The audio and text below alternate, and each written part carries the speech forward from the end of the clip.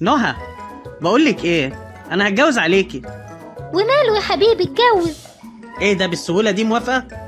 طبعا، ربنا يهنيك. انت بتكلمي بجد؟ طبعا بتكلم بجد.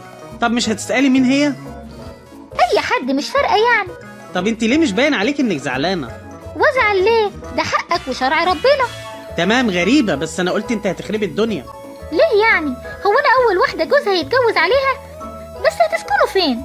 هأجر شقة ان شاء الله. تمام. طب يا حبيبي، هتتجوزوا امتى؟ يعني ممكن بعد شهرين كده. طيب تمام، ربنا يسعدك يا رب. صباح الخير. صباح الفل يا حبيبي. هو انت ما رحتيش الشغل النهارده؟ ايه ده؟ هو انا ما قلتلكش؟ اصل انا اخدت اجازه بدون مرتب. ليه كده؟ قلت اقعد شويه اذاكر للعيال واهتم بيه. بس خسارة عشان مرتبك. مرتب ايه؟ المهم انتوا. صحيح، كنت عاوزه فلوس اشتري هدوم للعيال وطلبات للبيت. ما الحاجات دي انت كنت بتجيبيها من مرتبك. عايزة كام يعني؟ 2000 جنيه. 2000 جنيه؟ طيب انا معايا 2500، خدي ال 2000 اهو، هيتبقى معايا 500. مش مهم. مش مهم، هاتهم ولما تقبض نبقى نكمل ونبقى نجيب طلبات البيت. الحمد لله على السلامه. ها، قبض؟ ايوه قبض. طيب، عايزه فلوس بقى بتاعت الكهرباء والايجار والبيت، 4000 بس. ليه كل ده؟ ده يا دوبك يا حبيبي.